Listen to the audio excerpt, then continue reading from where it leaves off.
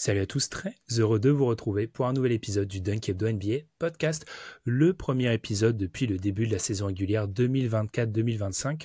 Pour m'accompagner, il n'y a qu'un seul homme aujourd'hui. J'ai l'honneur d'être en tête-à-tête avec le mini-goat Constant. Comment ça va Constant alors ce début de saison?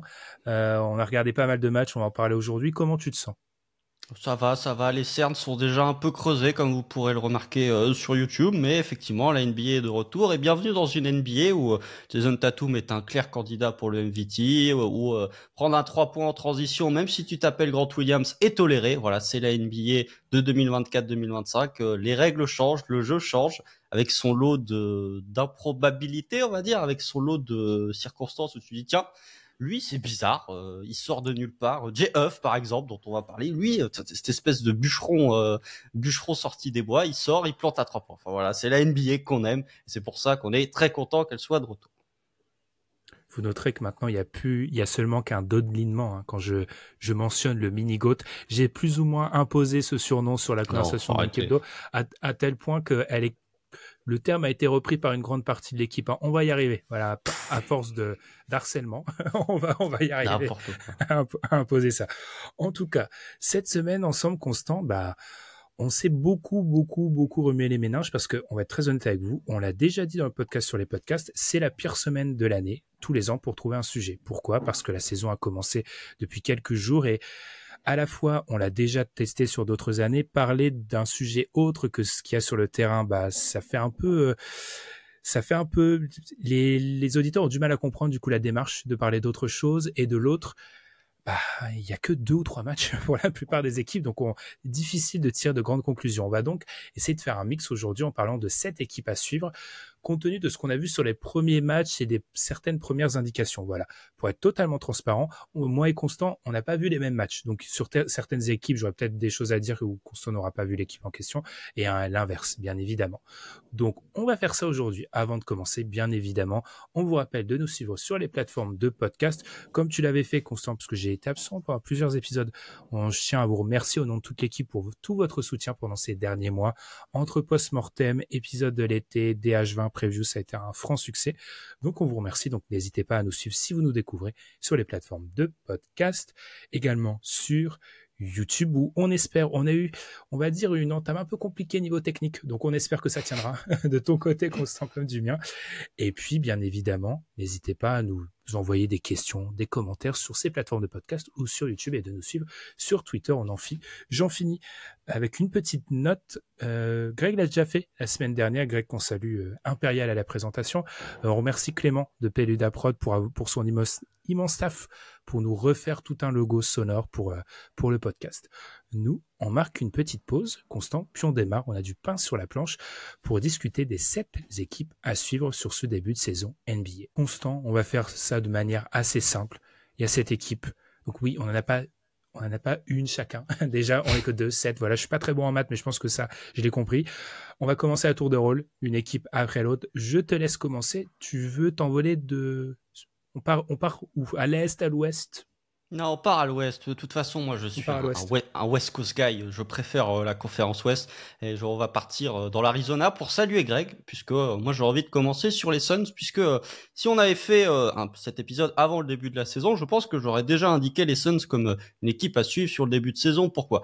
Parce qu'il y a l'arrivée de Mike Budenholzer, parce que, on va dire, il y a une volonté de remodeler le schéma tactique de ces Suns en essayant de compenser la trop grande proportion de mi-distance en amenant un petit peu de guard play, ce que tu n'avais pas l'an dernier. Enfin, il y a eu vraiment un remodèlement complet de la philosophie de construction de roster. Et du coup, moi, j'étais curieux de voir d'une part comment ces nouveaux ajouts, que ce soit les rookies ou que ce soit l'arrivée de Monte Morris et de Tyus Jones, allaient s'insérer, comment ils allaient être utilisés, et puis comment ils allaient être utilisés de manière globale dans le système de Mike Budenholzer. On va dire que ce qu'on a vu sur ces 3 premiers matchs des Suns, il y a du bon et il y a du moins bon. Le très très bon, c'est la première mi-temps face aux Lakers, qui est excellente. Et je trouve que ça va être mon premier point sur ces Suns, c'est que oui, bien sûr, Kevin Durant et Devin Booker sont des joueurs présents dans le DH20, mais j'ai l'impression que les baromètres de cette équipe des Suns, et je pense que Greg pourra nous le confirmer, c'est Bradley Beal et Yusuf Nurkic. Alors oui, Yusuf Nurkic, par exemple, a d'énormes lacunes défensives. On l'a vu sur le match face aux Lakers. Il est en grande difficulté dès qu'il faut sortir un petit peu, et même sur la défense du post-up, c'est très compliqué. Par contre, en attaque, son playmaking est très intéressants. Le jeu en mouvement qu'essayent de proposer les Suns, ça marche plutôt bien avec Tyus Jones qui fait un petit peu de connecteur, avec Bradley Beal qui fait un petit peu de connecteur sur du driving kick, avec Yusuf Nurkic qui est un petit peu en hub offensif ou qui est capable de faire l'extra pass ou capable de distribuer sur du short roll. Donc voilà, vraiment, tout ça a cliqué sur la première mi-temps face aux Lakers où il y a beaucoup de mouvements de balle. Par contre, le négatif, c'est que quand tu n'as plus forcément l'adresse à 3 points qu'ils ont pu avoir face aux Lakers, tu retombes dans des poncifs un petit peu déjà vus et déjà éculés sous Frank Vogel, puisque voilà, la deuxième mi-temps face aux Lakers, ils retournent dans du ISO KD, mi-distance KD qui est très bon sur le match face aux Lakers, mais que j'ai trouvé un petit peu à contre-temps, dans le sens où lui venait un petit peu phagocyter, venait un petit peu parasiter le jeu, même s'il a été efficace. Il y avait assez peu de choses qui se passaient lorsque KD avait la balle. Booker qui est pas forcément en réussite. Voilà, ils ont fait une belle victoire face à Dallas la nuit qui précède le moment où ce podcast est enregistré, avec justement un collectif qui se met en place, avec un Booker qui trouve un rôle intéressant, notamment défensivement. Donc voilà, pas trop m'étendre sur les Suns pour éviter de faire un trop long monologue, mais de ce qu'on voit, il y a des belles bases. Par contre, il faudra peut-être commencer à, on va dire, réduire un petit peu, en tout cas faire un peu plus confiance au système que tu développes, même dans les moments qui sont un peu plus difficiles. Tu as bien fait de le préciser, Constant, c'était l'élément que j'avais oublié de préciser dans notre introduction et un élément assez important. Ce podcast est enregistré dimanche après-midi. Donc, il y aura un petit décalage entre le moment où il est enregistré et le moment où vous allez l'écouter, notamment sur les plateformes de podcast. Donc, ce qui fait que je vais préciser à chaque fois le nombre de matchs qu'on a en magasin pour chacune des équipes qui va être abordée. Pour ce qui est des Suns, on en a 2. Donc, une défaite contre les Lakers, 3. Il y a la victoire face aux Clippers. La victoire face aux Clippers, exactement, ils ont fait un back-to-back, c'est vrai. Ouais. Victoire face aux Clippers, 113-116. Défaite face aux Lakers, 123-116. Victoire face aux Mavs, 114-102. Ce qui fait qu'ils ont quand même marqué, truc totalement anecdotique, 116, 116, 114. Il y a un rythme de croisière qui semble avoir été... alors moi, personnellement, j'ai vu très très peu des Suns, voilà. Donc c'est bien d'ouvrir sur les Suns. Seule chose à dire, Constant, et du coup, comme t'en as vu plus que moi, t'en penses quoi de leur défense sur ces premiers matchs? Parce qu'ils ont joué des styles d'équipe assez différentes. Donc t'en as pensé quoi de leur défense? Justement, ils ont souffert, c'est ce que je disais en préambule, c'est que ils ont souffert de deux façons différentes. Vous prenez le match par exemple face aux Mavs, l'axe Yusuf Nurkic et Tyus Jones se fait systématiquement cibler par Luka Doncic. Yusuf Nurkic a joué un nombre d'isolations qui était absolument délirant sur Luka Doncic a joué un nombre d'isolations importants sur Yusuf Nurkic, et Nurkic a fait ce qu'il a pu, mais globalement ils ont pas trop réussi à le contenir. Donc ils sont quand même réussi à punir de l'autre côté du terrain, notamment dans le troisième quart-temps où Nurkic met 12 points de suite parce que Dallas passe petit. Et d'ailleurs, Dallas a tellement de difficultés avec son duo intérieur Gafford Lively qui finissent le match avec PJ Washington et Najee Marshall sur le backcourt pour close le match. Donc c'est sur cet aspect-là où on va dire que sur les extérieurs, Nurkic a énormément souffert. Par contre, il y a une autre problématique que je trouve intéressante, c'est que sur le match face aux Lakers, ils ont galéré à défendre le cercle. Alors les Lakers ont mis dedans, avec Austin Reeves qui fait un super match, Dalton Connect qui sort un petit peu, LeBron James aussi, mais il y a un moment où les Nurkic n'arrivent plus tout simplement à peser sur le jeu, il perd des ballons, il est pas dans le bon tempo. Du coup, les Suns passent en KD small ball 5, enfin en tout cas KD poste 5. C'est même comme ça qu'ils terminent le match.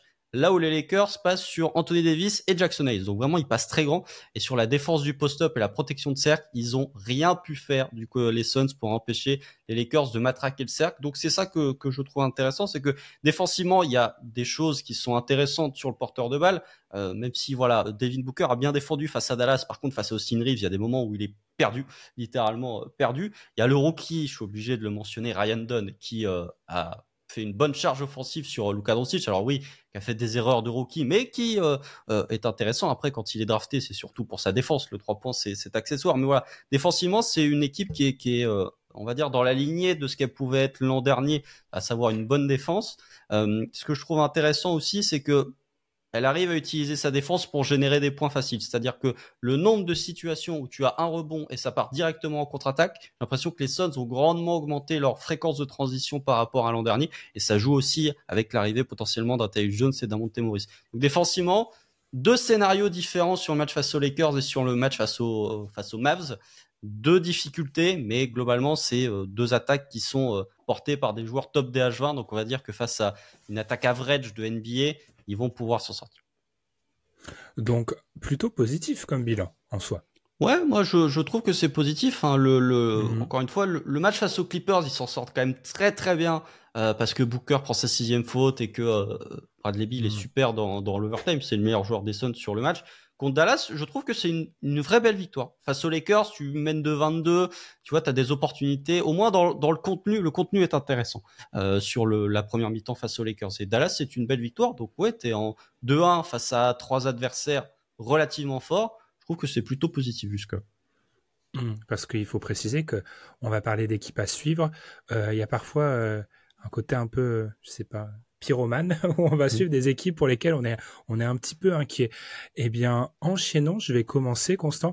J'étais pas censé commencer par celle-ci, puis on a beaucoup parlé en off et allez, je suis obligé de commencer par les Denver Nuggets. Alors, je tiens à préciser que c'était un choix qui avait été fait avant même la défaite contre les Clippers. Hein. Je voulais qu'on parle des Nuggets parce que moi, le premier match face à ton Oklahoma City Thunder, justement, qui leur a roulé dessus, hein, plus ou moins, hein, défaite 102 à 87 points inscrits par les Nuggets à domicile. Rebelote, ils reperdent le deuxième match de leur saison, encore une fois à domicile, cette fois-ci contre les Clippers dans un match où Jokic est éblouissant. Alors je vais commencer, Constant, puis on en discutera parce que tu vas beaucoup regarder les Nuggets cette année, clin d'œil. Moi, je suis très inquiet parce que la plupart des inquiétudes qu'on avait durant l'intersaison, qui avaient été un peu calmées pendant beaucoup de previews, en fait, ont toutes été révélées au grand jour. Alors, première chose, le 5e titulaire. Christian Braun est le 2e meilleur joueur des Nuggets sur le début de saison. C'est terrifiant. Large. Parce que je me faisais une réflexion en regardant le Hornets Hawks en me disant, est-ce que Trae Young, c'est pas le joueur NBA pour lequel, en tant que franchise player, son lieutenant est le moins bon en termes de comparaison de niveau. Mais en fait, je suis en train de me dire que sur le début de la saison, c'est probablement à Denver que la réponse se trouve. Jamal Murray est pas dedans. Michael Porter Jr. arrose. Aaron Gordon reste un joueur qui reste quand même assez dépendant de l'environnement autour de lui. Continuons. On en a beaucoup discuté entre nous. Le volume à 3 points est assez inquiétant. C'est une équipe qui a été un peu call out par Jokic après le premier match de la saison. Et moi, je trouve qu'on n'a pas assez parlé de cette quote, quand même, de cette, trop d'anglicisme, cette déclat de Jokic qui dit quand même très clairement qu'il n'y a pas assez de shooters à 3 points dans cette équipe et qui cite comme shooter à 3 points 2 joueurs qui mettent pas dedans depuis le début de la saison, ce qui est quand même un peu inquiétant, notons. Enfin, pour terminer, et Constant, je vais peut-être te lancer là-dessus, le banc. On parlait dans l'épisode fenêtre de titre du fait qu'il te fallait maintenant 8 joueurs, 9, et que le 7-8 doivent être interchangeables selon les match-ups. Ah, eux, ils en ont, quel que soit le match-up, je suis pas sûr qu'ils en aient 7 actuellement. Non, mais c'est surtout, enfin, j'ai pas souvenir. Alors, ça fait que 2 matchs, hein, il peut se passer plein de choses, mais j'ai rarement vu un contender avec un banc aussi pauvre. C'est-à-dire qu'il y a rien. T'as des contenders qui ont un banc qui est pourri, mais au moins t'as un 6e homme. Un mec. Voilà, t'as un mec où tu te dis, ok, là il y a rien. Il y a rien. C'est dur, c'est très très dur pour les Nuggets parce que oui, quand tu remplaces des joueurs sans les remplacer, enfin quand tu perds des joueurs sans les remplacer, faut qu'il y ait le remplaçant du remplaçant qui prenne les commandes et pour l'instant on le voit pas trop. Donc c'est ce qu'on a dit dans la conversation d'Unkebdo où encore une fois on a dit Christian Braun il remplace bien KCP. Oui, mais qui remplace le Christian Braun en sortie de banc l'an dernier? Il y a personne. Pour l'instant, personne. Donc, la problématique du banc à Denver a toujours été un élément factuel. Hein. Suffit de voir les on-off de Jokic. Mais là, on arrive à un point qui est quand même assez catastrophique. Et c'est d'autant plus frappant que vous regardez, par exemple, le match face à OKC. Le 5 majeur de Denver gagne les minutes face aux 5 majeurs d'OKC. Par contre, sur le banc, ils se font démolir parce que tu n'as personne qui est au niveau d'un Ron Wiggins du côté de Denver, t'as personne qui a l'activité au rebond et défensive d'un Alex Caruso du côté de Denver. Enfin voilà, c'est une réelle problématique. Je pense qu'on est dans une situation où, nous on avait été, on va dire, critique de l'intersaison de Denver, ou en tout cas on avait été sceptique sur ce qu'ils avaient pu faire avec l'arrivée de Russell Westbrook, le départ de Kentavious Caldwell-Pope. Constant. Voilà. Russell Westbrook. J'allais y venir. C'est que les fans de Denver que je salue, j'ai interagi un peu avec eux durant l'été. Alors, sur le côté, Christian Braun est capable de prendre le rôle de titulaire. Ils avaient raison, visiblement, parce qu'il fait deux premiers matchs qui sont très corrects. Par contre, Peyton Watson et Julius Randle, ils sont un peu aux abonnés absents, même si Julius Randle va prendre des minutes parce qu'ils ont besoin de son shooting. En fait, son shooting est littéralement vital si Denver veut continuer à exister offensivement. Et par contre, Russell Westbrook, c'est catastrophique. Franchement, je pense que les Nuggets auraient mieux fait, à l'heure actuelle, de garder Reggie Jackson. Je suis très honnête. Ils auraient mieux fait de garder Reggie Jackson et pas d'envoyer 4 secondes tours pour dumper son salaire. On est dans une situation où, en fait, je pense que Michael Malone ne sait pas comment utiliser Russell Westbrook. Et Russell Westbrook ne sait pas comment s'utiliser. C'est-à-dire que dans une situation où il tente des 3 points, c'est catastrophique. Et il y avait un point que moi j'avais souligné et qui pouvait être intéressant du côté des Nuggets, c'est que Russell Westbrook, quand tu lui mets un intérieur un peu technique, il réussit toujours à le trouver. Donc moi je m'étais dit, au moins la relation entre Westbrook et Dario Saric, elle va être intéressante. Ça va être un point sur lequel tu peux, on va dire, un petit peu cultiver des points avec le banc. Là tu l'as même pas. Donc on est dans une situation où c'est absolument catastrophique. Et même les minutes partagées, tu vois, ils tentent de le faire jouer un coup avec Jokic, un coup avec Jamal Murray. Ça ne marche pas. Ça ne marche pas. On en parlait, mais je crois que dès le premier match, je vous ai envoyé un message en vous disant, Malone ne sait pas quoi faire de Westbrook. Il sait pas quoi faire. Il le met avec Murray, tu l'as très bien dit. Il le met avec Jokic. Il tâtonne. Dario Saric, il va falloir combien d'équipes année après année pour qu'on se dise que c'est peut-être pas une si bonne idée que ça. Enfin, j'ai l'impression que Dario Saric, tous les ans, c'est la bonne pioche. Oui. Parce qu'en fait, quand c'est la bonne pioche dans 4 équipes différentes, 4 années de suite, c'est peut-être que c'est pas tellement la bonne pioche. Puis pour un peu disserter sur Christian Braun, il y a un espèce de paradoxe dont on a parlé un peu dans la conversation, c'est que Christian Braun est le deuxième meilleur joueur des Nuggets sur le début de la saison, mais il pose un espèce de problème stylistique pour les Nuggets, c'est que ce qu'il fait remplace pas ce que fait KCP. C'est-à-dire que j'ai regardé les stats sur les nombres de 3 points tentés après 2 matchs sur les débuts de saison de Denver. Christian Braun en a 4. Depuis l'entrée dans son prime de Jokic, donc il y a 2018-2019, c'est jamais arrivé que son arrière prenne si peu de tirs extérieurs. KCP, au même moment, en général, il est à 8-9. Voilà, il était à 8-9. Et en termes de proportion, c'était un KCP, un mec qui prenait la moitié, voire plus de ses tirs extérieurs. Et en fait, qui apportait ce spacing.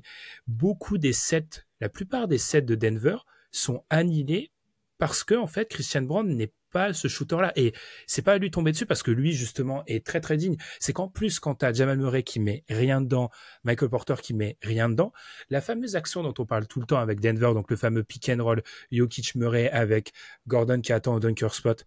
Moi, j'ai passé mon temps dans le match contre les Clippers à regarder le mec qui défend Christian Braun. Il regarde que le ballon. Je pense que c'est une consigne Tyronn Lue et de Von Gundy qui était comme un fou furieux sur le banc, parenthèse fermée, des Clippers, bref, pas très surprenant. En fait, ils ont pas vraiment peur d'aller lâcher Christian Braun parce que c'est pas un joueur qui va tenter et qui du coup pénalise le spacing des Nuggets, quand bien même c'est le joueur qu'il faut faire jouer parce que c'est un des seuls qui est digne. Donc ils ont un vrai problème avec leurs 5 majeurs, parce que là où je suis d'accord avec toi contre OKC ça va, contre les Clippers ils gagnent pas tellement les minutes avec le 5. Et justement, contre les Clippers, tu dois gagner les minutes avec ton 5 parce que les Clippers vont jouer sur leur profondeur de banc contre toi qui est totalement déplumé. Le 5 gagne à peine ses minutes et le banc, c'est catastrophique. Non, quoi dire? Un élément qui avait été déjà cité par Mike Malone en pré-saison et que moi je trouve terrifiant aussi, ils finissent les 2 matchs carbo. Alors, il en avait parlé. Moi, c'est l'attitude. L'attitude aussi est un peu terrifiante. Moi, je trouve que le fait qu'en début de saison, on nous dise déjà « Ah oui, il y a certains mecs qui sont pas dans leur forme optimale, on va le traduire comme ça, et que tu finisses carbo, alors t'es à Denver, peut-être que l'attitude joue, mais t'es censé être avantagé par ça parce que tu t'entraînes à Denver, même concrètement. Moi, je trouve qu'après 2 matchs, j'ai rarement été aussi inquiet c'est la 9e saison de DH maintenant en termes de saison NBA. J'ai pas souvenir d'un contender qui m'inquiète à ce point après 2 matchs et où toutes nos inquiétudes d'intersaison ont toutes été validées. C'est fou, quoi.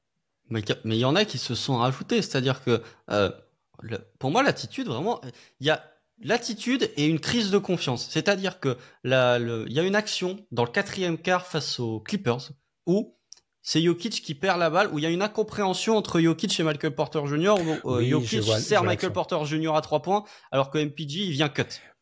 Ouais, Et je où vois. tu vois le commentateur enfin le play-by-play des Nuggets dire, bah, ça se voit qu'il est en manque de confiance parce que normalement Michael Porter Jr. il reste dans ce spot à 3 points et il le prend. Et du coup, ça montre qu'il y a peut-être un manque de confiance de la part des shooters. Et ouais, moi c'est l'attitude. Enfin, encore une fois, il y a une problématique. Alors voilà, on parlera pas de la défense sur le point of attack parce qu'ils se font démonter par Harden et Norman Powell. Norman Powell qui est au même niveau que Nikola Jokic sur le match. Enfin, le match de Norman Powell est extraordinaire. Mais après, voilà, je trouve qu'il y a ce côté où, du côté de l'attitude, tu vois, le match face à OKC, les ballons à 50-50, bah, ils étaient tous du côté d'OKC, ils étaient tous récupérés par le Thunder. Donc ouais, moi, c'est un truc qui m'inquiète, c'est les déclarations de Michael Malone, que Michael Malone a pu avoir durant la pré-saison en disant, oui, mais vous comprenez, le voyage à Abu Dhabi, ça a fatigué tout le monde. Ouais, moi, ça m'inquiète. Alors après, ils ont des adversaires corrects pour se relancer, puisqu'ils vont faire un petit road trip là, Toronto-Brooklyn. Mais après, tu joues Minnesota. Bah, du côté de Minnesota, si tu te ramènes avec cette intensité, tu vas te faire très vite démonter, hein, parce que Minnesota, autant moi j'ai mon lot de réserve sur Minnesota, autant il y a un truc qu'on peut pas leur reprocher, c'est de jouer de manière très intense. Donc attention à l'attitude. Moi je m'inquiète pas trop parce que c'est que le début de saison, mais quand on voit que Denver était un peu une forteresse imprenable à domicile et que tu perds les 2 premiers, attention quand même. Non, je vois très bien l'action dont tu parles. Et Jokic prend 11 3 points, record en carrière égalé sur le match 2, quoi. Enfin, on en parlait, je sais plus à quelle occasion, quand tes meilleurs joueurs sont les garants du spacing, c'est un problème. Enfin, quand les role players handicapent ton spacing plutôt que le prolongent, c'est un très gros problème. Et à l'heure actuelle, ils n'ont pas de role player qui prolonge le spacing, en fait, du côté des Nuggets. C'est assez terrifiant. Et moi, je trouve que dans l'attitude, il y a un truc qui ment pas du côté de Jokic, c'est Jokic, dans le sens prendre en main des matchs sur le scoring, c'est pas un truc qui fait. Alors, encore une fois, là, j'irais plutôt du côté des supporters de Denver qui ont vu mécaniquement plus de matchs de Jokic que moi. J'ai pas la sensation que c'est un truc que Jokic fait habituellement en octobre, novembre, décembre, janvier, de prendre des matchs et d'en mettre 40, quoi. C'est un truc qu'il peut faire sur des campagnes de playoff parce que le talent est supérieur, parce que c'est le meilleur joueur du monde, mais faire ça dès le deuxième match et en prendre 11, parce que par nécessité, en fait, c'est un peu inquiétant. Alors, encore une fois, hein, ils seront en playoff, on va pas mettre alerte rouge, mais c'est juste que, je vais peut-être conclure là-dessus, on en avait parlé, c'est pas la même chose de dire on a des jeunes joueurs intéressants à développer et de te retrouver dans une situation où tes jeunes joueurs doivent jouer des minutes décisives et sont des joueurs de rotation importants. Voilà, c'est pas la même chose. Et là, ça commence à pêcher pour eux. Ouais, et surtout quand les lieutenants sont dans une faillite individuelle qui est assez importante pour débuter la saison. C'est un peu soupe à la grimace, Denver. Tu as raison de le préciser, le calendrier est plutôt clément sur les 2-3 prochains matchs. J'en parlerai pour une des équipes. Pas sous-estimer le début de saison, hein. Après 10, 13, 14 matchs, si tu es dans le saut, c'est compliqué de rentrer. Donc, Denver, c'est quand même une équipe, je pense, qui visait l'avantage du terrain. Donc, pas prendre trop de retard, en fait, parce que, tu vois, typiquement, les Lakers commencent à 3-0. Tu vois, le Delta commence à être là et une équipe qui roule très vite et qui démarre très fort en saison régulière peut ensuite mettre le pilotage automatique et même si elle a moins de potentiel sur du basket de playoff, se ramener avec l'avantage du terrain. Et c'est pour une équipe qui a des ambitions comme Denver, ça pourrait être compliqué. Constant, tu m'amènes où pour ta deuxième équipe? Bah, on va changer de conférence, on va partir du côté de la conférence Est, on va parler des Hornets. Voilà, moi j'ai envie de parler des Hornets. Pourquoi c'était une équipe à surveiller? Bah parce que c'était une équipe, on en avait parlé dans la preview, un peu imprévisible, on va dire, entre deux eaux, qui aurait pu profiter de la médiocrité de la conférence Est pour aller gratter un spot au play-in, et qui bénéficie quand même de quelques joueurs très intéressants qu'on a envie de voir évoluer, notamment le retour de LaMelo Ball, j'en parlerai juste après. Alors, Charlotte Hornets étant Charlotte Hornets, ils ont déjà leur cargaison de blessés, hein, puisque Brandon Miller est déjà absent une semaine, Mark Williams n'est toujours pas revenu. Mais il y a des choses intéressantes que je trouve du côté de Charlotte. C'est une équipe un petit peu accrocheuse. Mais accrocheuse, le terme est pas suffisamment fort pour qualifier leur production. Alors ils se sont mangés un mur face à Miami la nuit où on enregistre, enfin la nuit, le jour, durant la nuit du jour où on enregistre, voilà, c'est extrêmement clair, mais vous avez bien compris. Par contre, face au... On voit le début de saison là, on est un peu Ouais, rouillé. bien sûr. Mais face aux Rockets, ils sont menés de 18 points, ils reviennent. Face aux Hawks, ils sont menés de 16 points, ils perdent le match, mais ils reviennent aussi, ils passent devant. Moi, je trouve que c'est une équipe qui qui propose des choses intéressantes dans le sens où, déjà défensivement, tu as pas mal de personnel que tu peux mettre. Et même au niveau des blessés, en fait, ça permet de débloquer tout un autre truc. Parce que Brandon Miller est absent, du coup, on va mettre Seth Curry titulaire. Du coup, Charlotte va prendre 26 3 points en une mi-temps face à Atlanta. Étonnamment, le coach des Hornets, c'est Charles Lee qui était assistant où l'an dernier à Boston. Du coup, on va pas trop chercher pourquoi Charlotte se met à prendre une cargaison de 3 points. Mais voilà, pour moi, il y a des joueurs qui sont intéressants. Nick Richards, par exemple, quand Mark Williams, et si jamais Mark Williams revient, est un backup qui est très intéressant, surtout sur son apport au rebond offensif. J'ai vraiment bien aimé son apport au rebond offensif sur le match face aux Hawks. Quand bien même les Hawks avaient un grand nombre de pivots de qualité, surtout au rebond, soit avec Capella ou que ce soit avec Okongwu. Donc j'ai bien aimé sa présence. Après, voilà, il y a Treman qui est dans un rôle de pyromane en sortie de banc. Je pense que ça aura ses bons comme ses mauvais soirs. Et ça a eu ses bons soirs face aux Rockets et ses mauvais soirs face aux Hawks. Et puis voilà, on va être très honnête, le début de saison de la Melo Ball fait extrêmement plaisir. Voilà, il fait extrêmement plaisir. Alors, il est en roue libre sur sa sélection de tir. Il prend des 3 points sur un pied, ça fait ficelle. Moi, je demande à voir sur l'échantillon complet d'une saison en termes d'efficacité et de viabilité. Mais je l'aime bien. Je trouve qu'au niveau du playmaking, il est très intéressant, comme d'habitude. Et surtout, il va au cercle. C'est déjà un truc qu'on voyait un peu l'an dernier. Et là, on commence à le voir de plus en plus cette saison. Donc ouais, j'aime beaucoup cette version de la Melo Ball qui défensivement a enfin décidé de faire des efforts. Et ça, c'est très intéressant. Faudra juste vérifier que les Grant Williams, ces joueurs comme ça, sortent un petit peu, les Vassili Micic aussi, sortent un petit peu de la rotation parce que Grant Williams, si on devait faire l'épisode de la semaine dernière, le trophée Isaiah Thomas des role players, je pense que Grant Williams, il aurait ce trophée tellement c'est devenu une catastrophe depuis son départ de Boston. Je te rejoins vraiment sur la défense de la Melo. J'ai vu la fin de match, j'ai vu le comeback contre les Rockets. Moi, c'est un joueur sur lequel j'étais très très critique.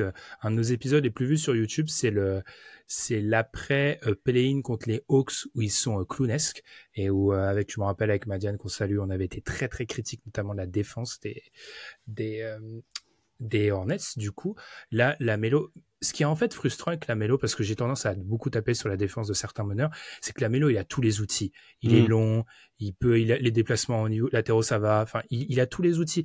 Et quand il met tout ça en concert, on en parlait en off, ça devient une équipe qui est défensivement qui peut être un peu compliqué à bouger quand même, hein, parce que t'as un mec qui peut défendre le point of attack qui est assez long, le reste ils sont tous plus ou moins longs, plus ou moins grands. Je te rejoins, ils ont un secteur intérieur qui est très intéressant. Moi, ce qui m'a vraiment pas marqué, mais ce qui m'a agréablement surpris en voyant cette équipe de Charlotte sur séquence, c'est de me dire ils ont des 5 NBA. C'est-à-dire qu'en fait, ils ont des rotations NBA. Et encore une fois, sur les 2-3 dernières années, c'était pas forcément le cas du côté de Charlotte. Alors après, tu l'as dit, ça reste une équipe folklorique. C'est-à-dire qu'il y a des sélections de shoot qui sont un peu bizarres. Il y a le rôle de Treman. J'allais y venir. C'est le truc de parler après Constance, c'est que le mec dit tout. Treman, c'est Jamal Crawfordesque un peu, c'est-à-dire que il y a clairement des soirs où au niveau de la sélection de shoot, je pense qu'on va s'arracher les cheveux, mais ça a un complément assez intéressant et un mec aussi qui a pas besoin du playmaking de la Melo pour créer, et ça peut être plus ou moins intéressant dans une équipe qui reste relativement jeune et ça peut pêcher parfois. Donc non, moi je suis plutôt agréablement surpris. C'était une hype à laquelle je suis un peu le pisse froid de l'équipe. C'est une hype à laquelle j'avais du mal à je sais pas, j'étais pas vraiment séduit totalement par cette hype-là, et là, je le comprends, en fait. Et c'est une équipe que je trouve agréablement bien coachée aussi. J'ai tendance à pas trop donner crédit aux assistants et à attendre de voir ce qu'ils proposent. Alors oui, t'en parlais, Constant, les 3 points en transition, un peu de cow-boy, c'est c'est plutôt pas mal, mais à suivre. Moi, au bout d'une semaine, ils ont gagné des places dans mon League Pass Power Ranking. Ils ont gagné quelques places, quoi. Surtout, la Melo, c'était une saison un peu charnière, je trouve, moi, pour la Melo, après plusieurs saisons compliquées. Et là, c'est peut-être un des meilleurs Lamelo que j'ai vu après 2-3 matchs. Donc, c'est plutôt intéressant. Et puis surtout, tu parlais du fait qu'ils avaient des 5 NBA. Alors, c'est un énorme si quand on parle de Charlotte, mais si tous les joueurs sont en santé, ils ont une rotation à 8-9, qui est pour la conférence Est, et pour ce qu'ils visent en termes de résultats sportifs, extrêmement solide. C'est-à-dire que, oui, peut-être que le 5 majeur est pas le plus grand, Mais si on compare au banc des Raptors, eh ben, je pense que effectivement, peut-être que le banc des Hornets où ils vont avoir un petit peu de Josh Green, un petit peu de Seth Curry, un petit peu de Nick Richards si Mark Williams revient en santé, eh ben, c'est peut-être ça qui peut faire passer les Hornets je sais plus, 13e ils étaient l'an dernier à potentiellement la 9e, voire même la 10e place, parce que encore une fois, les spots allez, on va dire à partir de la 7e place dans la conférence Est, les spots sont pas si difficiles à obtenir, on va dire. Est-ce qu'on peut déjà partir du principe que c'est eux, enfin pas, il n'y a que 2 matchs, hein, et ils en ont quand même perdu 2 sur 3, hein, donc bon, piano. Ah, mais faut voir encore. Mais en tout cas, ils sont clairement dans la course, quoi. Ça doit être leur objectif, c'est d'être play-in cette année. Enfin, c'était déjà leur objectif avant la saison, et sur le contenu, ils devraient franchement prétendre à ça. Ouais. Après, tu vois, tu parlais de l'importance d'être bien classé sur les 12 ou 13 premiers matchs. Ils jouent Toronto, après, ils reçoivent 2 fois Boston, et ils vont à Minnesota. Voilà. Merci. Ça c'est fait. Donc, sur le calendrier, en fait, on peut dire Charlotte, c'est super. Et puis, dans une semaine, ils se retrouvent en 2-6, donc, ou en 2-5. Donc, attention quand même à ça. Eh bien, commençons, Constant. Et tiens, je vais me servir de ça parce que je tease un peu ça. Moi, j'ai passé beaucoup trop de temps sur StatHead ces 3 derniers jours, qui est donc le fameux site de statistiques historiques, qui est une horreur à prendre en main et qui, du coup, n'offre pas certaines statistiques que j'aimerais bien. Du coup, j'en suis arrivé au point, Constant, où je leur envoie des mails à leur support client. Est-ce que vous pouvez me donner cette stat? Mais je l'ai déjà fait, moi. On la fournit pas. Tu te rends compte, ils fournissent pas la stat. Moi, je voulais la stat du nombre de 3 points pris par carton par une équipe sur chaque. Ils fournissent pas cette stat, mais ils fournissent des stats de malade. Bref. Ah oui. Mais moi, j'aurais envoyé un mail en disant, mais les gars, vous avez un true shooting plus qui est calculé pour chaque année. Moi, je veux une recherche où sur les saisons, en filtre, je veux le true shooting plus. Ah oui. Moi, il faut pas ça. Il faut pas ça. Donc, ça t'aide. Écoutez-nous un petit peu. Écoutez nos remarques. C'est une des séquences les plus nerds qu'on ait jamais eu dans le podcast. Et du coup, j'ai passé quoi? Je me suis dit, en fait, on va faire cet épisode-là en disant attention à certaines équipes à suivre. On a le premier épisode du 4/4 au bout de 20 matchs. Donc, à quel point c'est important de bien démarrer. J'ai coté à 13 matchs. Parce que l'équipe dont on va parler, c'est Indiana. Et en fait, Indiana a une particularité, c'est que leurs 13 premiers matchs sont plutôt coriaces. Du coup, je suis remonté à 2019-2020. Depuis 2019-2020, je vais y arriver, il y a 47 équipes qui ont démarré avec 5 victoires ou moins après 13 matchs. Sur ces 47 équipes, il y en a 11 qui ont fait les playoffs. Et sur ces 11 équipes, il y en a 2 qui ont passé un tour. Donc en gros, si tu te retrouves parmi les vrais cancres, si tu as à moins de 40% de victoires après 13 matchs, globalement, on peut plus ou moins t'éliminer. Il y a d'ailleurs une petite anecdote, c'est que ces 2 équipes se sont jouées entre elles en playoff. Ces 2 équipes, ce sont les Lakers 2022-2023 et les Warriors 2022-2023. Donc, les Lakers ont éliminé les Warriors de cette année-là. Donc, en gros, il faut bien démarrer. Pourquoi je dis ça par rapport à Indiana? C'est que Indiana a démarré piano son début de saison. Et si on prend la suite du calendrier d'Indiana, Constant, je te donne les 10 prochains matchs d'Indiana. Sixers, Magic, Celtics, Pelicans, Mavericks, Magic, Hornets, Knicks, Magic, Heat. Ils jouent pratiquement que des équipes qui sont théoriquement, si on retourne au niveau des prédictions de pré-saison, dans leur classement plus ou moins. Ils jouent 3 fois le Magic, ce qui est d'ailleurs une anomalie en termes de calendrier qui est complètement ahurissante. Mais bref. Les Spurs ont ça avec les Rockets aussi. Ils jouent 2 fois le Heat. Enfin bref. Alors, que dire sur les Pacers? C'est une équipe, je trouve, qui repart sur certaines mauvaises bases de la saison dernière, notamment la fin de saison, malgré son run assez étincelant de play-off. Alors, quelles sont ces mauvaises bases? Alors déjà, premier problème, quand l'attaque choisit de jouer avec Pascal Siakam, je te l'ai dit, j'ai l'impression que c'est un corps étranger à l'équipe toujours. J'ai beaucoup de mal avec les sets avec Pascal Siakam, qui je trouve est peut-être le meilleur joueur des Pacers sur les 2 premiers matchs, mais qui est en grande difficulté, je trouve, pour trouver du rythme et jouer en concert avec le reste de l'équipe. Alors, adressons ce qui s'est passé face aux Knicks. Oui, c'est une anomalie. Ils ont marqué 3 tirs à 3 points. Constant, petit test. Il y a eu combien d'équipes qui ont marqué 3 tirs à 3 points la saison dernière, selon toi? La colle. Ouais, il doit y avoir les boules, je pense, qui traînent quelque part. Goat. Ouais, il y a les boules. Ils ont fait un match à 2. Hein. Quand Ouais, même, voilà, 2-3 points. c'était sûr. Mais je crois que on l'avait envoyé à Adrien pour se moquer dans la conve à ce moment-là. Ouais, je vais dire, allez, 5. Il y a que 3 matchs la saison Ah, dernière où une équipe a pas marqué. C'est bien 5, t'es pas loin. Portland en avait réussi 3. Les Chicago on en avait donc réussi que 2 et Orlando aussi en avait réussi que 2. Ce qui est donc une anomalie, hein, parce que pour trouver un match à 3 points réussis ou moins des Pacers, faut remonter au 23 novembre 2018. 2018. Hein, donc effectivement, c'est une anomalie, rate des tirs ouverts, je veux bien.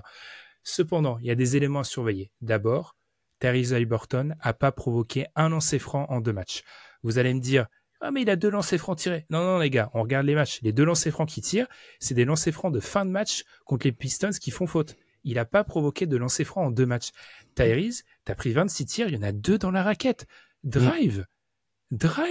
Je veux dire, pour être un joueur dominant, un joueur qui est DH20 comme lui, il doit être menaçant sur plusieurs niveaux du terrain. Il peut pas juste être menaçant à 3 points. Drive plus. Ça, c'est ça qui m'embête. Et du coup, tu te retrouves sur des mi-temps où la première mi-temps contre Détroit, ils s'en remettent à Miles Turner en termes de scoring, qui d'ailleurs fait un bon taf. Mais moi, je suis assez inquiet par le fait qu'ils sont en train de cultiver vraiment des mauvaises habitudes, en fait. Bénédicte Mathurin fait un bon début. On l'avait mis un peu sous la lumière comme un joueur qui pouvait être assez important. Je trouve que Bénédicte Mathurin fait le taf. Après, il va quand même falloir faire attention à pas se faire atomiser par tous les arrières qui jouent, parce que Cade leur fait une mixtape. Jane Brunson leur met une mixtape. Brunson, ça a été très bien illustré par Kathleen Cooper, qui est la gothesse de l'Indiana. Pourquoi tu le fais pas défendre sur le match? Je veux dire, tu le mets pas sur un screen de tout le match. Enfin bref, ils sont pas. Alors encore une fois, hein, c'est une équipe que j'attends en playoff, mais juste faut faire attention à pas trop mal partir. T'as un calendrier difficile dans les 10 prochains matchs. Faut faire attention. Moi, ce qui m'inquiète, c'est le niveau de Tyrese Haliburton, parce que là, il est en train de challenger son Chris Paul au Suns, là. C'est-à-dire que il y a plus rien sous le cercle, là. Et même, franchement, j'ai l'impression, lui aussi, qu'il joue à contre-temps. Il joue pas dans le même tempo que ses coéquipiers, il joue pas du tout dans le même tempo que Pascal Siakam. Du coup, forcément, pourquoi l'attaque des Pacers cale un peu plus sur ce début de saison régulière que durant les playoffs? Parce que le play le plus rentable de la NBA n'est plus un post-up de Pascal Siakam comme c'était le cas durant les playoffs 2024. Donc forcément, ça change un petit peu. Mais ouais, moi, en fait, c'est un truc que j'avais déjà dit dans le DH20 et qui me pose de plus en plus problème. C'est que le manque de prise de responsabilité de Tyrese Haliburton me dérange. Ça commence vraiment à me déranger. C'est que tu as des situations où, ok, tu vas pas être un joueur à 35% usage et l'effectif est pléthorique en termes de talent offensif, donc tu peux faire des trucs. Mais tu vois, la première mi-temps face aux Knicks, il y a rien offensivement du côté des personnes. Ils tentent des 3 points qui sont pas du tout dans le bon tempo. Et au niveau de la création, il est pas du tout présent. Enfin, moi, c'est une problématique que je trouve il n'avait pas en début de saison l'an dernier et qu'il a tendance à cultiver de plus en plus. C'était en playoff l'an dernier. Là, c'est sur le début de saison régulière. Enfin, voilà. C'est le premier quart face aux Knicks, c'est vraiment, allez, Miles Turner, allez, crée-nous quelque chose, vas-y, mon grand. Ah, tiens, Bénédicte Mathurin, tu rentres, tu vas avoir tous les ballons. Enfin, ouais, je sais pas, je trouve qu'il y a peut-être un feeling qui est pas très bon du côté des Pacers. Alors, c'est que sur 2 matchs, ils en ont remporté un. Et tu vois, face aux Pistons, heureusement qu'ils ont le quatrième quart, ouais, heureusement qu'ils ont le début de quatrième quart pour les remettre sur devant rail, parce que sinon, c'est compliqué. Face aux Knicks, ils se font atomiser. Donc, oui, il y a des circonstances atténuantes, mais au-delà de ça, moi, je trouve que c'est une équipe qui, en fait, revient sur les bases, comme tu l'as dit, sur lesquelles elle avait terminé la saison dernière, mais qui n'a pas réellement passé un step, c'est-à-dire que l'an dernier, il débute en étant un espèce de truc offensif où tu te dis, mais d'où ça sort, ça? Il change de philosophie à partir du trade de Pascal Siakam, et là, bah, t'es dans une philosophie où, allez, t'es moyen défensivement, par contre, en attaque, tu commences à sérieusement galérer. Le développement d'Andrew Nembhard, que j'ai vanté tout au long de l'été, pour l'instant, est inexistant. Aaron Nesmith passe plus de temps à faire de fautes qu'à être sur le parquet. Donc ouais, les signaux sont pas positifs et comme tu l'as dit, le calendrier peut potentiellement être sans pitié pour eux. Ah, je suis d'accord. Nembhard et Smith, pas sur les 2 premiers matchs que j'ai vus des Pacers. C'est une équipe pour laquelle j'ai vu les 2 premiers matchs. j'ai pas été, enfin surtout Neymar, il y a rien dans le match contre les Knicks offensivement, Ouais. il y a absolument rien, c'est dramatique, vraiment. Assez inquiet par cette équipe d'Indiana parce que je sais plus, j'ai lu ça de la part de qui, mais ça peut pas être Siakam le meilleur joueur de cette équipe en fait. Ça doit être Tyrese le meilleur joueur de cette équipe parce que pour que l'attaque fonctionne, ça doit être Tyrese et c'est une équipe qui se basera toujours sur son attaque, même si elle a des bons défenseurs, je dirais individuellement, collectivement, elle aura toujours un plafond de verre sur sa défense. Donc à voir. Alors encore une fois, on va un peu nuancer. Hein. On met juste en avant quelques points inquiétants. Je tiens à signaler, j'ai donné leurs 10 prochains matchs, les 10 d'après, Constant. Là, c'est le moment où on rigole. Raptors, Rockets, Bucks, Wizards, Pels, Blazers, Pistons, Grizzlies, Raptors, Nets, Bulls. Ils jouent personne. Après, enfin, ils ont genre... Si, Rockets, Bucks, Pels potentiellement. Ouais, on va dire ils doivent faire au minimum 6-4 là sur le stretch que tu as cité. Ouais, ils jouent 2 fois les Raptors, ils jouent les Pistons encore une fois où tu peux plus te faire avoir. Après là, il y aura une vingtaine de matchs joués, tu peux pas te faire avoir. Ils jouent les Bulls, ils jouent certains des cancres de la conférence Est et c'est aussi pour ça que j'ai mis en avant ces matchs-là parce que la saison dernière, les Pacers et le premier match de la saison confirme un peu ça. Ils avaient quand même la mauvaise habitude de pas gagner les matchs contre les cancres. Et maintenant, quand tu as un over-under à 47,5, tu dois gagner les matchs contre les cancres. Tu peux pas avoir on va dire un régime de victoire qui est à on va taper toutes les équipes entre je sais pas 50 et 60% de victoire, ça peut pas fonctionner en fait. Surtout que je pense que la plupart des équipes qui seront à ce niveau-là cette année sont meilleures que celles de l'année dernière. Donc ils doivent être sûrs de gagner ils doivent s'assurer les matchs contre les petits et ça passe par une attaque qui est un peu plus en rythme. Je suis d'accord. De notre ta webcam a sauté, tu t'es Ma webcam a sauté, ne vous inquiétez pas pour ceux qui nous regardent sur YouTube. Le petit incident technique va être résolu. D'ici là, j'invite Constant à continuer. Alors Constant, on part de quel côté? Pendant que je répare ma cam. Dis-moi Constant. Pendant que Ben se fait hacker par Mister Robot ou se fait hacker par le proprio des Pacers. Mais du coup, moi, je vais prendre l'équipe qui a battu les Pacers lors du dernier match. Je vais prendre les Knicks puisque les Knicks ont eu 2 matchs radicalement différents, à savoir une énorme raclée face à Boston. Boston qui joue un match je sais pas si on a déjà vu une équipe aussi bien jouer sur un opening night que ce que Boston a joué durant 3 quarts temps face aux Knicks. C'est incroyable quand même que, allez, au bout de 4 quarts temps, début du 4e quart temps, ils sont à 29 3 points inscrits quand même. Hein. Bon, ils en loupent 11 de suite pour le record, mais 29 3 points inscrits. Voilà, le niveau de jeu affiché par Boston est encore une fois assez exceptionnel. Mais voilà, les Knicks forcément étaient une attraction de par tous les renouvellement de par tous les trades qu'il y a eu durant l'effectif. Forcément, en début de saison, c'est vers ce genre d'équipe sur lequel on va se pointer, vers lequel notre regard va se pointer. C'est vers ce genre d'équipe où on va se dire, tiens, les grosses confrontations, je veux les surveiller. Ça tombe bien parce que les Knicks, sur les 20 premiers matchs, ils en ont beaucoup de grosses confrontations sur lesquelles on peut surveiller. Déjà, les points positifs. Moi, je trouve que l'utilisation de Karl Anthony Towns jusqu'ici est plutôt très bonne. J'aime beaucoup ce qu'ils en font, même avec le jeu d'écran de 4 qui permet potentiellement de libérer Jalen Brunson sur du drive et qui lui donne des accès beaucoup plus simples au cercle que ce qu'il a pu avoir la saison précédente. Et même en termes de spacing, ça aère un petit peu le jeu. Sur le post-up, il a su sanctionner les petits puisque le match face aux Celtics, alors Ford défend sur Josh Hart et du coup, il me semble que c'est Jalen Brown qui défend sur une partie des post-up de 40 minutes. Donc, il a su sanctionner sur la défense du post-up. Défensivement, je le trouve plutôt intéressant. Même la défense sur Miles Turner sur le match face aux Pacers est de très bonne facture. L'utilisation qu'ils ont fait, là aussi de Josh Hart qui pose un petit peu des problématiques de spacing. On se rend compte finalement que sur le match face à Boston, Boston ne le calcule pas vraiment comme un joueur qui peut poser une réelle menace offensive. Donc, il l'utilise en tant que poseur d'écran pour éviter que son manque de spacing soit un trop gros problème. Son activité au rebond face aux Pacers est très bonne. Donc voilà, du côté des Knicks, c'est un petit peu on va dire un petit peu un début de saison en 2 temps, même s'il y a une constante, on va dire, c'est les performances offensives de Miles McBride. Bon, voilà, hein, lui il sortait du banc l'an dernier, on savait pas trop ce que ça allait donner. Il avait été efficace que ce soit en tant que titulaire ou que ce soit en sortie de banc.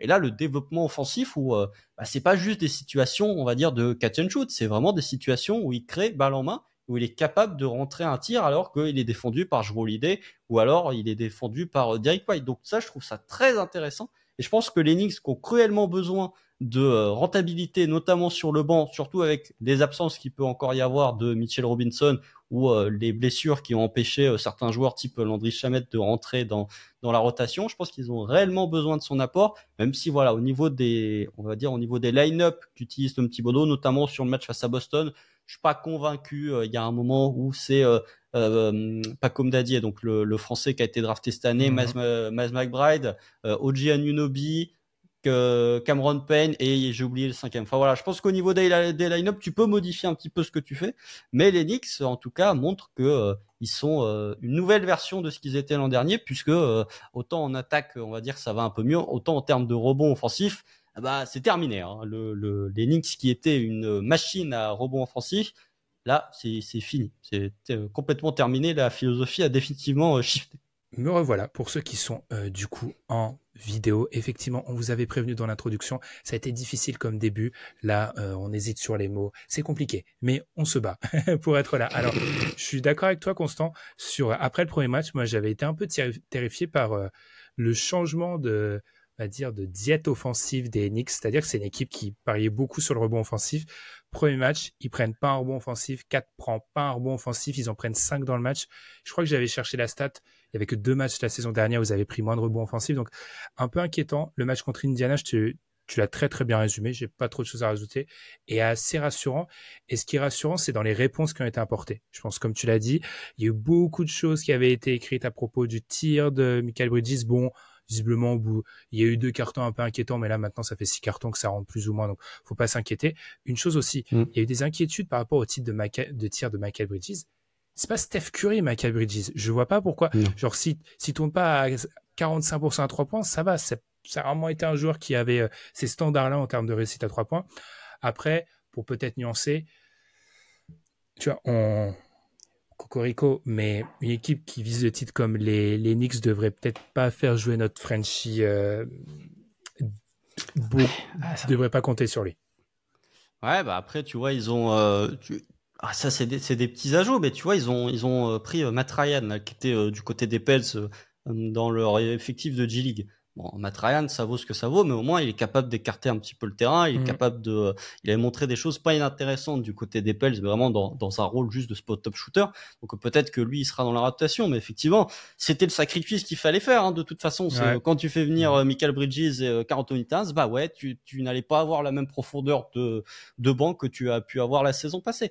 Donc je pense que va falloir, au niveau des rotations, va falloir trouver un truc pour essayer d'avoir sur tes 4 meilleurs joueurs tout le temps 2 sur le parquet, parce que c'était pas forcément le cas face à Boston. Alors après, au niveau des line-up, faut être créatif, hein, parce que ok, t'as 2 ailiers très performants sur ton starting five, mais du coup l'ailier qui sort du banc, bah il est pas de ce niveau-là. Donc va falloir bricoler. Je pense que c'est une équipe qui offensivement a quand même de la marge, mais finalement a assez peu de marge d'erreur sur les performances offensives de leurs titulaires. C'est-à-dire qu'ils ont beaucoup de joueurs qui passent rarement à côté. Et par contre, si tu as un titulaire qui passe à côté, c'est pas le banc qui va compenser.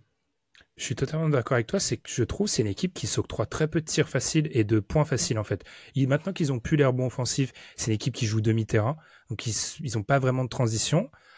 Il y a peut-être le playmaking défensif qui peut leur apporter des points faciles, mais voilà, si on résume les points faciles par, je sais pas, points en transition, points sur rebond offensif, c'est des actions que les Knicks génèrent peu.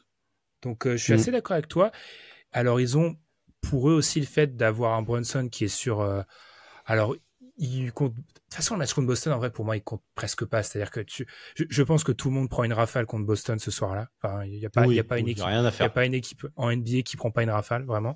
Donc, c'est la seule petite chose, c'est que quand je vois le profil un peu des Knicks, je me dis, quand leur attaque marche pas, mis à part le rendement de leurs meilleurs joueurs, il n'y a pas ces petits trucs comme, tu vois, on parlait des Hornets. Les Hornets, les transitions avec Lamelo, qui est peut-être un des meilleurs joueurs de transition en NBA, je pense, qu'on peut le dire sans trop s'avancer, bah, ils auront toujours ce petit apport-là à voir du côté des Knicks. Un peu, on sera peut-être un peu plus déçus. Ouais. Contre Indiana, ils provoquent quand même 15 turnovers en 3 cartons. Au moins, ils ont réussi à provoquer des points sur perte de balle. Après, j'en ai pas parlé, tiens, Indiana. Il y a des pertes de balles à Indiana qui sont toujours scandaleuses. Hein. C'est pas possible. Ils perdent des ballons des fois, mais tu te dis comment ils perdent des ballons. Et tu vois, tu décrivais l'action de Jokic avec Porter, où Porter va cutter, en fait Jokic lui fait la passe pour un tir à 3 points en catch and shoot. T'as l'impression que cette action-là, tu l'as un quart-temps. Tous les quart-temps, tu l'as à Indiana, au moins une fois. Où il y a un mec qui part en cut, où il y a un mec qui vient poser son écran et il pense que l'autre va venir en spot-up, il est pas là. Bref. Constant, moi je dirais plus rapidement pour mes deux dernières équipes, c'est des petits points d'alerte. On va démarrer par les Raptors. Alors, les Raptors, j'ai eu honte, Constant, parce que les Raptors ont joué et il y a un moment sur le terrain, j'ai vu tu vois, il y a parfois le rappel des joueurs qui sont sur le terrain. Tu vois, en bas, t'as le petit insert. Et j'ai fait, qui? Constant, j'ai fait, et pour 2 joueurs sur 5. Donc c'est un petit peu embêtant. Par rapport aux Raptors, on l'avait dit dans la preview, ils sont très très fins. Et quand t'as plus Barrett et Quickley, bah t'as plus de rotation. En fait, c'est-à-dire qu'ils donnent quand même des minutes à Jamison Battle, qui est un rookie non drafté, Jamal Sheed, qui est un rookie du second tour 45e choix, et Jonathan Mokbo, qui est un rookie du second tour 31e choix. Ce dernier qui fait un premier match très très encourageant contre les Sixers, ou c'est le deuxième, je sais plus. En tout cas, c'est peut-être un point positif du côté des Raptors. Après, à part Grady Dick, qui d'ailleurs fait un bon début de saison, il n'y a pas de shooter dans cet effectif, c'est terrifiant. C'est le pire spacing de NBA, je pense. C'est catastrophique. Devant les Nuggets. Devant les Nuggets, qui est une performance après ce qu'on a dit. Il y a Portland aussi. Ah, Portland, c'est pas mal. Il y a un problème en termes de playmaking. Il y a beaucoup de choses qui sont assez inquiétantes, mais là, on a l'illustration de ce qu'on avait un peu mis en avant dans nos previews, c'est qu'ils sont trop fins. Et Jakob Poeltl fait du Jakob Poeltl, mais tu vois, déjà, on avait parlé de Kelly Olynyk, c'était pas vraiment une solution. Moi, je pense que même du côté du coaching staff, on avait plus ou moins compris que Kelly Olynyk, c'était pas une solution. Donc, c'est plutôt pas mal d'être plutôt parti sur de la jeunesse. Après, moi, c'est pour ça que je les ai un peu choisis. La course à Cooper Flag, pour moi, c'est le trublion un peu, hein, ces Raptors. C'est-à-dire qu'ils vont y être très très vite, je pense. Ça dépend de quand vont revenir les blessures.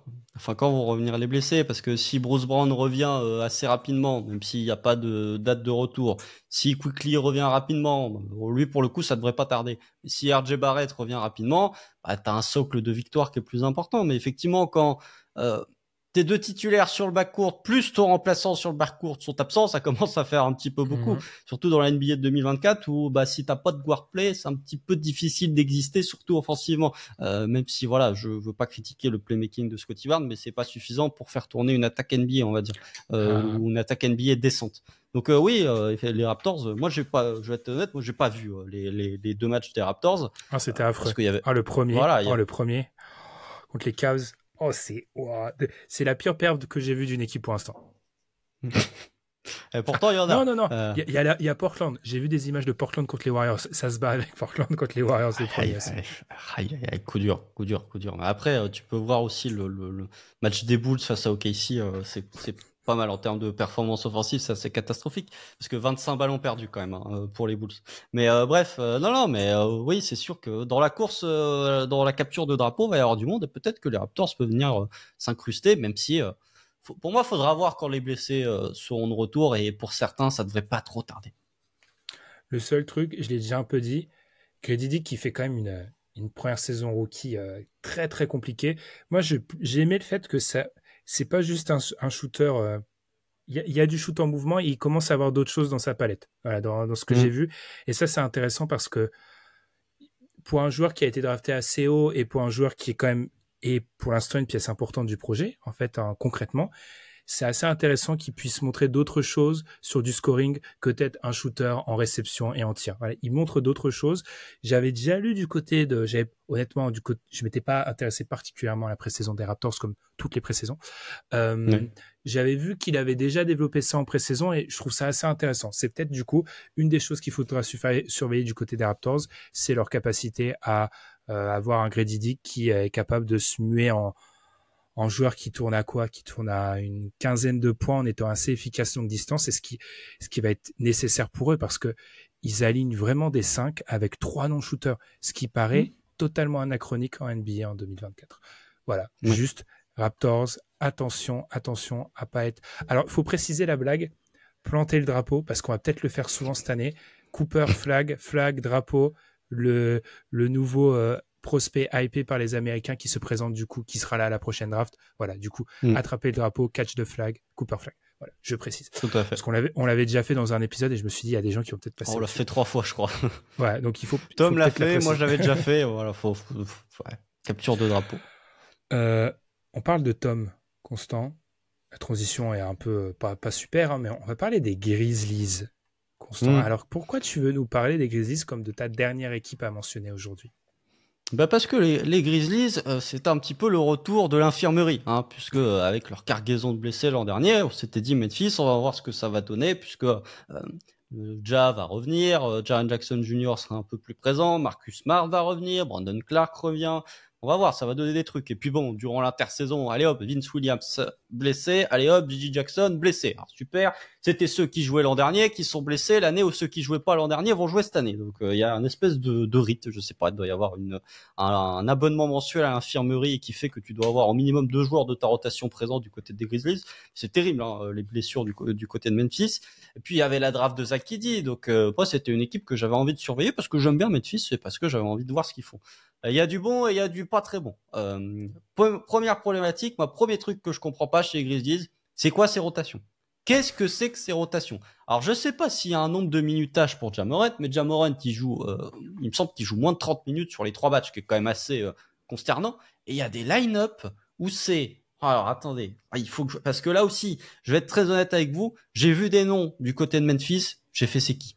Je ne connais pas ces personnes. Je veux pas être méchant, mais il y a Jay Huff, il y a John Conchar, il y a Jake LaRavia, il y a Scottie Pippen Jr. et il y a Wells qui est le rookie qu'ils ont drafté cette année dont j'ai oublié le prénom et je m'excuse d'avoir oublié le prénom. Qu'est-ce que c'est que ces 5 full bench? On se croirait en 2017. Enfin, et moi c'est une première problématique, c'est que le match face aux Rockets, Desmond Bane il prend 2 fautes au bout de 2 minutes 30. La première personne qui rentre, c'est Scottie Pippen Jr. Et c'est quoi ce banc en fait? Moi j'ai une réelle problématique, c'est que en fait les Grizzlies, j'ai l'impression, et ça c'est un point qui m'a frappé, c'est qu'ils sont totalement dépendants du rendement au playmaking de Ja Morant. J'ai l'impression que si Ja ne fait pas de playmaking, eh ben ils sont obligés de se remettre à Scottie Pippen Jr. pour faire du playmaking et c'est tout. Donc ouais, pour moi c'est une équipe qui pas qui m'inquiète parce qu'il y a des trucs intéressants. La victoire face à Orlando, même si Orlando est cata offensivement, est plutôt intéressante avec le retour de Jaren Jackson Jr. Il y a Santi Aldama qui joue à un niveau là sur les 3 premiers matchs où tu te dis ah ok, il est dans sa droite lignée des Jeux Olympiques lui pour le coup. Donc à voir parce que ça peut être intéressant, même si ça se marche un peu sur les pieds avec Brandon Clark. Il y a Jay Huff qui voilà est un peu le running guy sur ce début de saison. Je sais pas, on dirait Aaron Baines des grandes années quoi, c'est-à-dire barbu, je plante à 3 points, je prends des rebonds off, enfin tu sais pas d'où ça sort. Par contre, ouais, moi il y a 2 problématiques.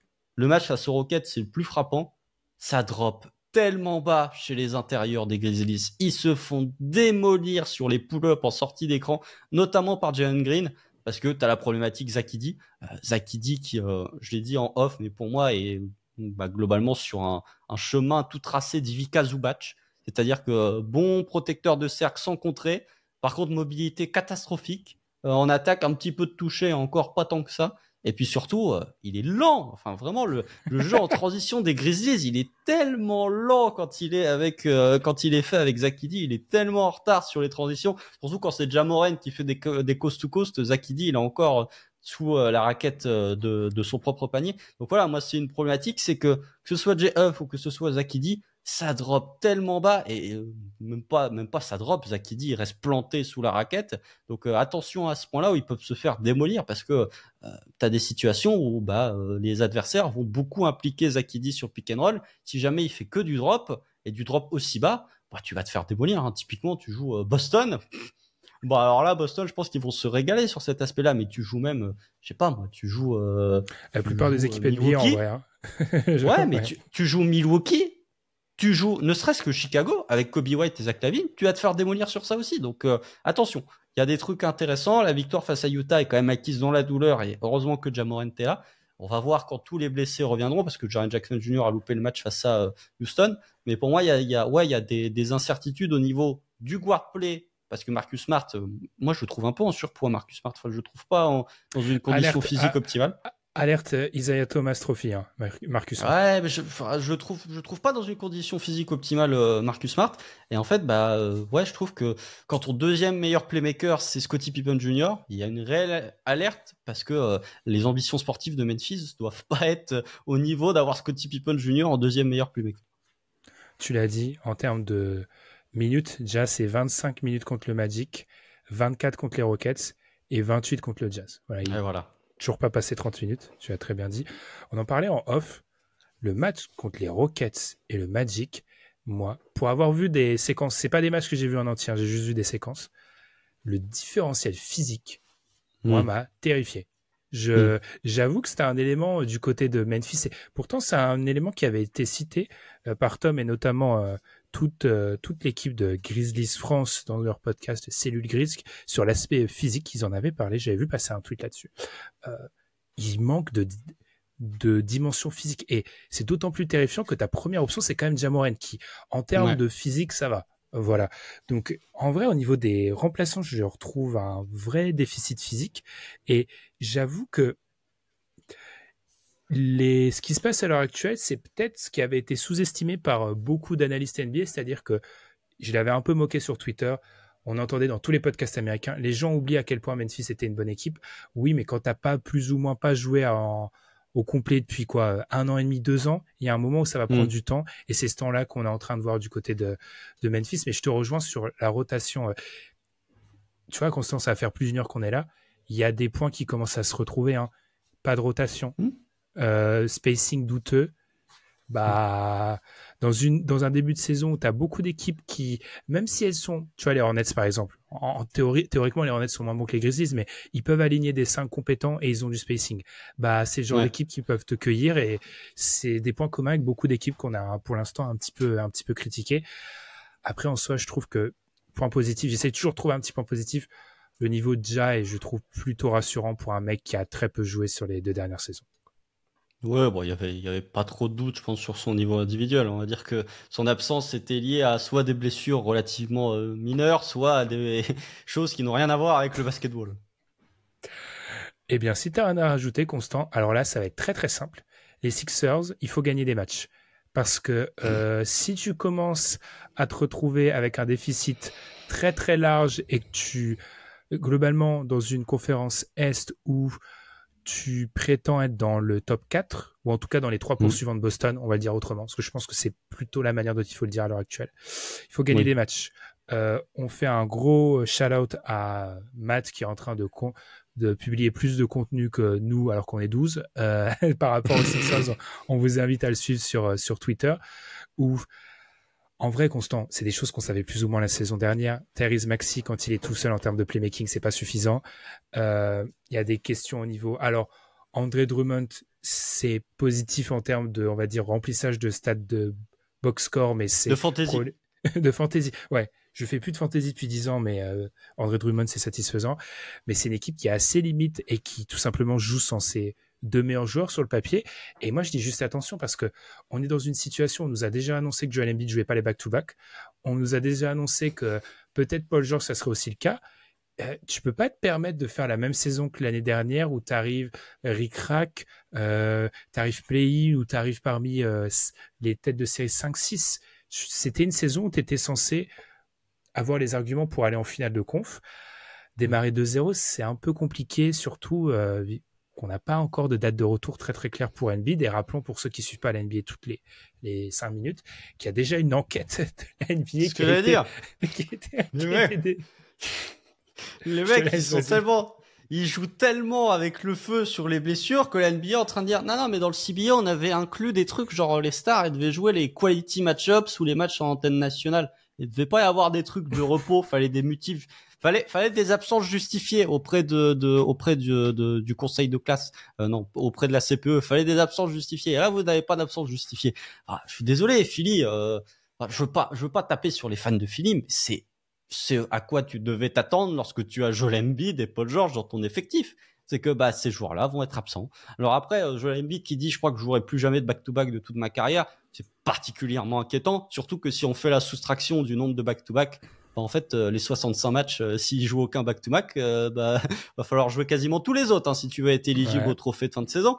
Donc, je sais plus combien ils ont, peut-être 14. Enfin, voilà, vous enlevez 14, ça fait 68 matchs encore à jouer, hein. Sachant que là, ils en loupent 2.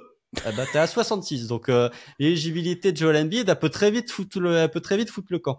Donc, ouais, moi, je pense que du côté de Philly, c'est une problématique où, on revient sur les mêmes trucs, hein. Tu vois, le trophée, un petit peu, là, pour revenir sur l'épisode de la semaine dernière, le joueur qui doit exploser, mais qui va pas exploser. Alors, c'est dur de dire ça parce qu'il a été All-Star. Et, moi, Tyrese Maxey, pour conclure aussi ce qu'on avait dit dans l'épisode final du DH20, voilà, je le vois pas trop en fait, parce qu'en tant qu'initiateur, ça reste compliqué. Donc, à voir comment ça va se passer sur les matchs suivants.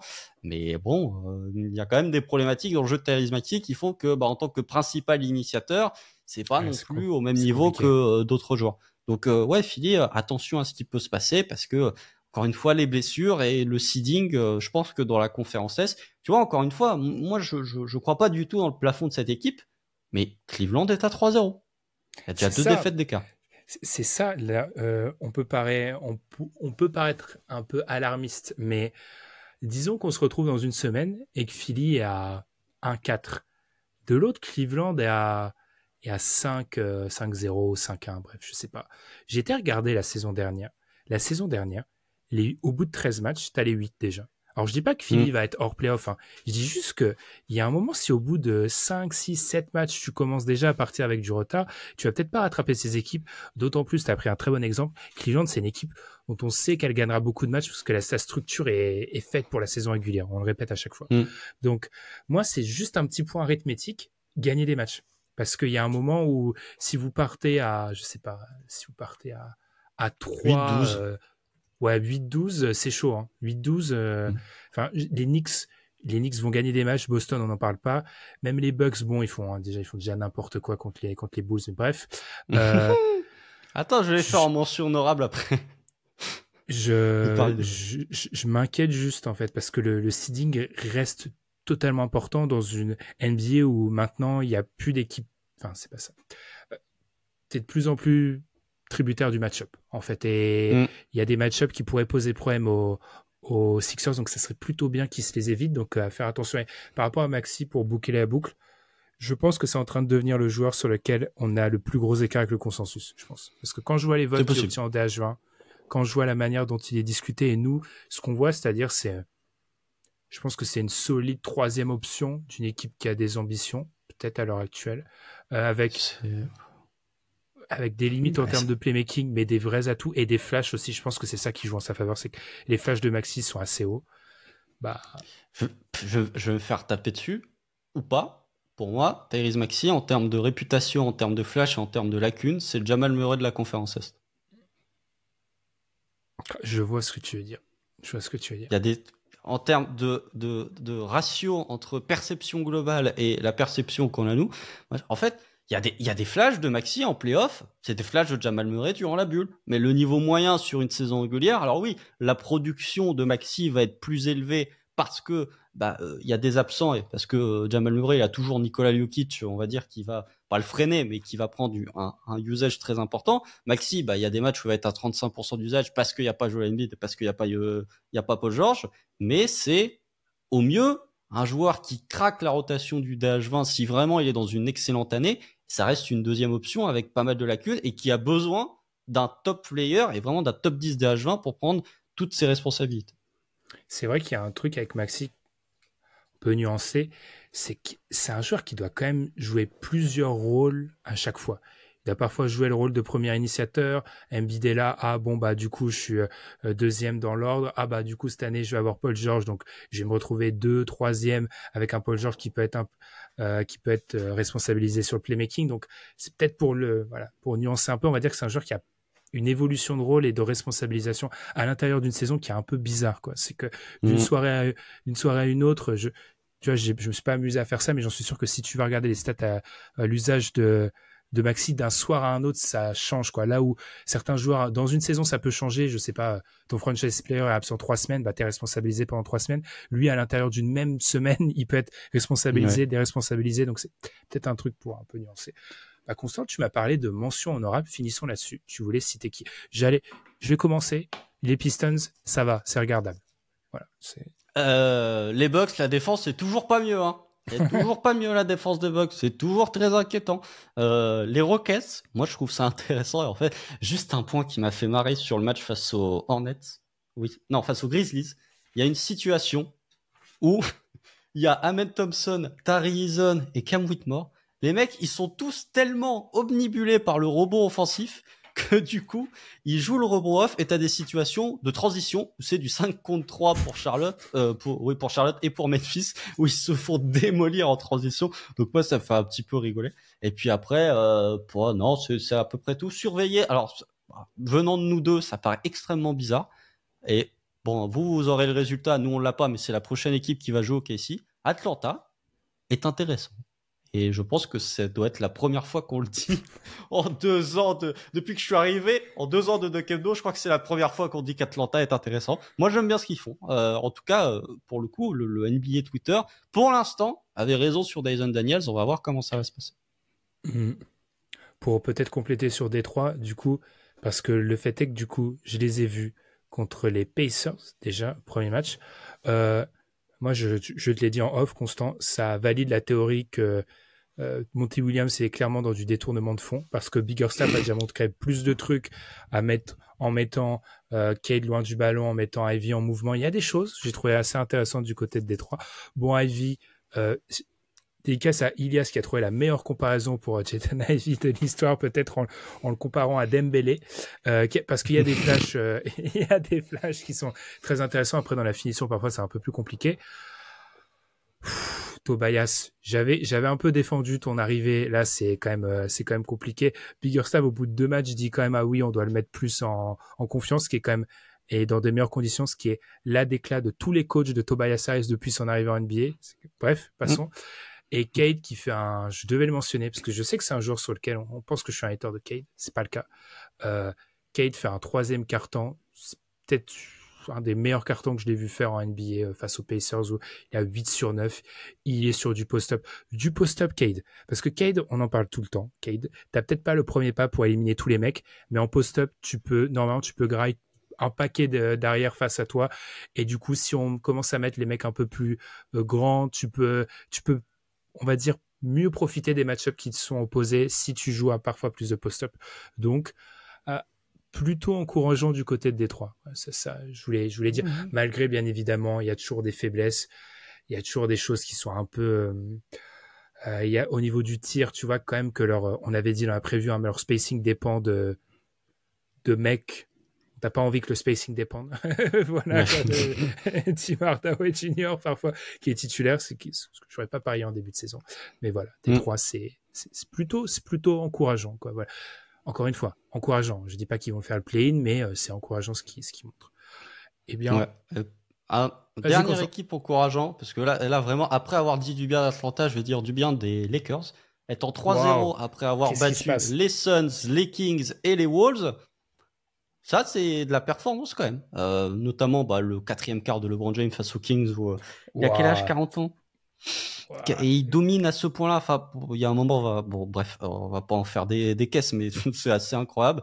Et je trouve que peut-être, hein, je dis bien peut-être que c'est une équipe sur le plancher avec l'arrivée de Jean-Jacques qui a peut-être un tout petit peu surélevé son plancher, même si encore une fois ça dépend de la santé, mais même Austin Reeves joue à un niveau qui est très intéressant. Les petits rookies, le rookie Dalton Connect apporte quand même un spacing qu'il n'avait vraiment pas l'an dernier. Donc attention à ces Lakers, ça demande confirmation. Peut-être qu'on en parlera comme une équipe positive dans le premier épisode du 4 quarts, peut-être pas, mais en tout cas, tu as 3 victoires face à des équipes qui sont plus ou moins dans ton range et ça mérite de le souligner. C'est pour ça, je me répète, c'est pour ça que je parlais du calendrier d'Indiana, le fait que tu joues 3 fois le Magic dans tes 20 premiers matchs, qui est globalement une équipe qu'on met dans les mêmes eaux, et tu peux rajouter à ça même les 2 matchs contre le Heat, c'est que tu as déjà 5 matchs qui pourraient compter pour le seeding dans 5-6 mois. Donc, à surveiller. Je te rejoins sur les Lakers. Ils ont eu les 10 minutes de Rui Hachimura qu'ils ont tout le temps. Genre, il y a un moment où Rui Hachimura, à chaque fois pendant 10 minutes, tu as l'impression que c'est un All-NBA. Ils ont eu les 10 minutes de Rui Hachimura. AD faire un début de saison, franchement, marche sur l'eau. Honnête. LeBron faire un quatrième quart, tu l'as dit, contre les Kings qu'on aurait pu mentionner. D'ailleurs, peut-être pas dans le positif. Bref, les Kings qu'on aurait pu mentionner. Donc ouais, les Lakers démarrer à 3-0, encore une fois, je vous l'ai dit avec ces petites stats de début de saison, c'est pas anodin. Voilà, si tu te retrouves au bout d'un moment avec un très bon bilan au bout de 15 matchs, même au bout de 10 matchs, on oublie quand même que là, certains vont me dire que je suis là, je défonce des portes ouvertes, mais enfin, t'as déjà passé une bonne petite partie de saison au bout de 10-12 matchs, hein. C'est mine de rien, voilà. Et on a l'habitude de le dire, on le répétait ça très souvent avant dans les premiers épisodes des saisons chez Dunk Hebdo, que statistiquement, les suiveurs de la NBA ont toujours tendance à dire que les 20 premiers matchs sont beaucoup, beaucoup plus parlants. Salut Jalen Green, que les 20 derniers. Donc, ah, ça c'est sûr. Donc, à surveiller, voilà, ce début de saison des Lakers qui est plus connaître, effectivement. Eh bien, Constant, on a mentionné, en fait, au final, une bonne grosse dizaine d'équipes. On se rapproche peut-être même de la quinzaine. Donc, voilà. Rien de personnel si on n'a pas mentionné votre équipe. Hein, c'est peut-être du coup qu'elle est neutre, on va dire ça comme ça. Si elle n'a pas été mentionnée aujourd'hui, normalement, c'est que c'est pas trop décevant, mais c'est pas trop positif non plus. En tout cas, nous, n'hésitez pas à nous dire dans les commentaires si, selon vous, il y avait une équipe qu'on aurait dû mentionner. Constant, en un mot, OKC, ça va. Pas mal. C'est le potentiel défensif est délirant. Va falloir commencer à mettre des 3 points. Par contre, si les 3 points tombent dedans, ça peut être intéressant. Mais défensivement, ma hot take de dire que OKC doit être minimum top 2 défense de la ligue sur la saison part plutôt bien. Bah, je t'avoue que moi, mon raisonnement sur les Nuggets, il y a un moment, je me suis dit, attends, je suis peut-être en train de sous-estimer leur attaque parce qu'en face, les mecs défendent juste trop fort. Et du coup, après, il y a le match des Clippers, je fais, ah non, peut-être que du coup, il y a peut-être vraiment des problèmes. En tout cas, n'hésitez pas du coup à nous dire dans les commentaires si selon vous, certaines équipes auraient dû être mentionnées. Vous pouvez également le faire sur Twitter. Et également, je mets toujours notre adresse mail dans la description du podcast aussi si vous avez un message un peu plus long qui serait peut-être un peu difficile à placer ou vous préférez l'anonymat, bien évidemment. Eh bien, nous, on vous remercie de nous avoir écoutés. Constant, on continue à s'envoyer pas mal de matchs. Je pense que ça s'est entendu, hein. On en a vu beaucoup, beaucoup. Je tiens d'ailleurs à remercier encore une fois le League Pass pour être d'une piètre qualité. Cette saison encore, il y a des choses qui restent, demeurent, faire preuve de stabilité année après année. Je remercie du coup le League Pass qui est, je sais pas si je suis le seul dans ce cas-là, mais regarder un match en replay, c'est un calvaire. Autant on dirait que ça va. Alors en replay, c'est une catastrophe. En tout cas, nous, on va continuer à regarder beaucoup de matchs et puis on se retrouve la semaine prochaine pour un nouvel épisode du podcast. Salut! Salut!